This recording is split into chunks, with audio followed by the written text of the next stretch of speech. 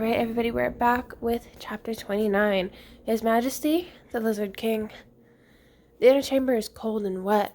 The Lizard King slides back into his place, across from which I'm supposed to sit. It smells like I don't know what in here. He takes the lid off a jar of something that looks like white jelly beans and holds it out for me. Would you like one? He says. That's when I see that they're not jelly beans, but they are moving. I'll pass, I say. He shrugs and pops a couple in his mouth. Something blue runs out over his chin as he chews them. It seems you've been making a name for yourself around the kingdom, he says. My spies tell me you're quite the show-off. When a fly lands on the wall, his tongue shoots out about 3 feet and he nabs it. I'm telling you, this guy never stops eating. Do you have anything to say in your own defense before I pronounce your sentence? He asks me, around a mouthful of fly. I think you're confusing me with my twin brother, I say. Wrong answer. The Lizard King reaches over and flattens a hand, or is it a foot, against my face. Either way, it's like Velcro and superglue combined. He picks me up by my head and slams me into the wall. I can barely breathe anymore, and the smell of his breath is so bad at close range, I barely want to. Guilty as charged, he tells me, and he peels his grip off of me, and I drop to the floor like a load of concrete. The Lizard King runs up the wall and across the ceiling. He hangs there, upside down, ready to deliver my sentence. 3 rounds in the detention chamber with the dragon lady, he yells, or until someone ends up dead, whichever comes first. Chapter 30. What's the big deal? Rafe, are you listening to me? I looked up at Mr. Dwight and nodded. You need to get your act together, young man. Keep up this kind of behavior and it's going to be more than just detention for you. Understood? I knew I couldn't talk my way out of this, so I didn't even try. Understood, I told him, and got up to leave. At least my trip to the principal's office was worth 30k points, on top of everything else I'd earned for my title. For my little wardrobe malfunction. Point-wise, it had been pretty good day, but Dragon Lady-wise, I felt like I was already dead. After I left the office, guess who was the first person to come up to me in the hall? I'll give you a hint. It's not who you think, and it rhymes with Beanie Boletta. What the heck was all that? Jeannie asked me. I got 3 detentions with Donatello, I said. That's not what I'm talking about, she said. I mean, why would you want to run around school in your underwear? This whole rule-breaking thing of yours is getting kind of stupid, to tell you the truth. You're right, I told her. It is stupid. Just as stupid as some of these rules.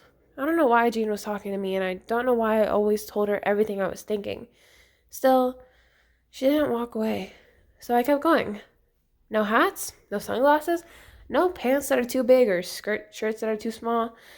Do you really think all these rules do anything to make the school a better place? That's not up to me, she said. But that's exactly what you should say. I'm sorry, guys. But that's exactly what you said in your student council speech, I told her. You said you wanted to make the school a better place, right? I do, but she stopped suddenly and looked at me like she'd just thought of something. That speech was 2 months ago. You still remember what I said? She asked. Oh man, capital oops.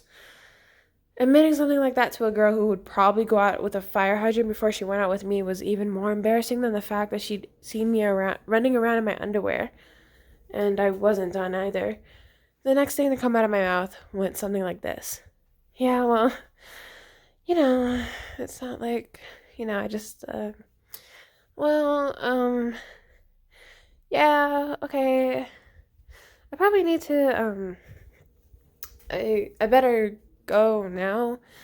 And then I did go, right out of there and into the Geek Hall of Fame. One of these days I was going to have a regular, non-embarrassing, just be myself, don't do anything stupid conversation with Jean Galetta. But today was not that day. This way to Loserville. Chapter 31. Dinner for 3 at Swifty's Diner. November 2nd is a good day.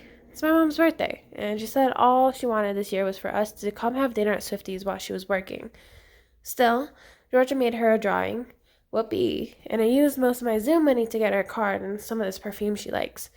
We put the gifts out on the table so they'd be sitting there when she came to take our order. Swifty's is a pretty good place to eat. I usually get the burger with double fries, or sometimes the open-faced turkey sandwich with mashed potatoes and gravy. And we almost always get the apple pie with ice cream and extra cinnamon for dessert. The other reason I like Swifties is that they have Mom's paintings up on the wall for sale. She doesn't have much time to paint these days, since she's always working, but I think she's a really good artist, even if her stuff is kind of weird. None of Mom's paintings have names. She says you're supposed to look at them and decide for yourself how they make you feel. Mostly, I just feel happy when she sells one. It doesn't happen that often, but when it does, that's a good day too. When she came up to the table, Mom smiled at the presents we'd brought her, but I could tell right away that something was wrong. You kids can go ahead and order, she said. Bear called to say he couldn't make it. He's got somewhere else to be. On your birthday? I asked, which I probably shouldn't have. Mom was trying to pretend like it didn't matter, but she's an artist, not an actress.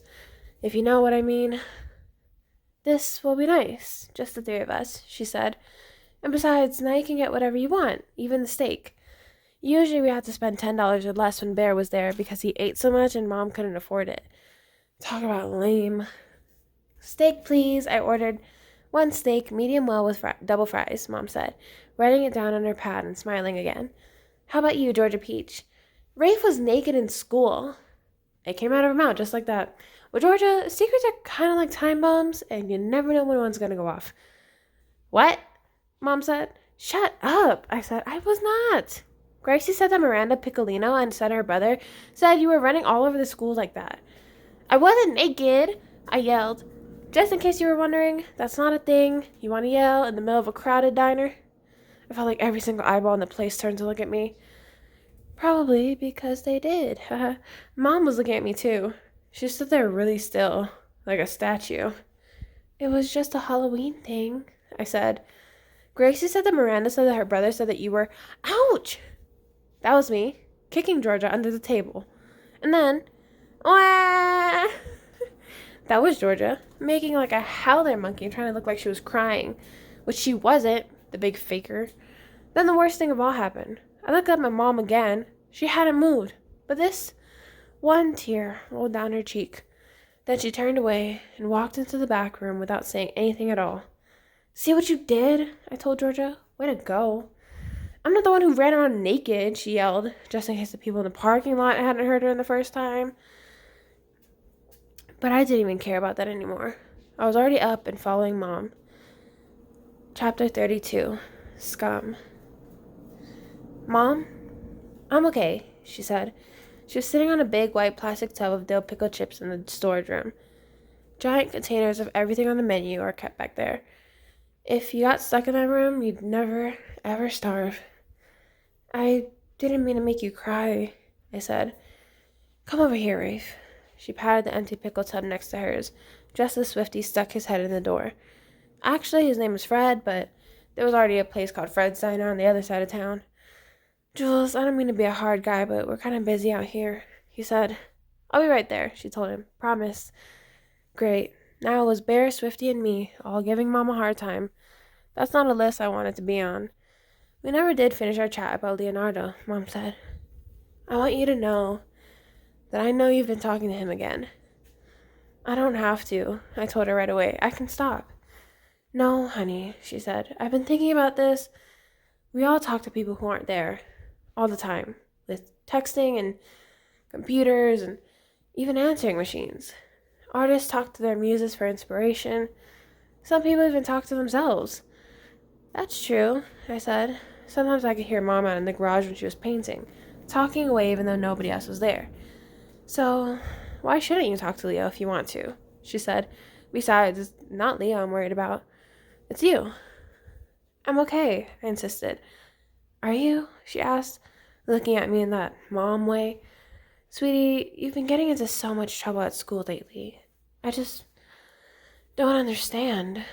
I know it's been a tough year, and I haven't been around much, but... And then she started crying all over again. On her birthday. Because of me. I've never felt like a bigger piece of scum than I did right then. Just one big slice of loser meat on toast. So much for being a good person. Crappy birthday, Mom. From your number one scum. Rafe stinks. Alright, guys, I'm going to leave this one here. Thank you guys so much for watching. I love you guys so much. I hope you have a wonderful and safe day. And I'll see you guys here tomorrow. Bye.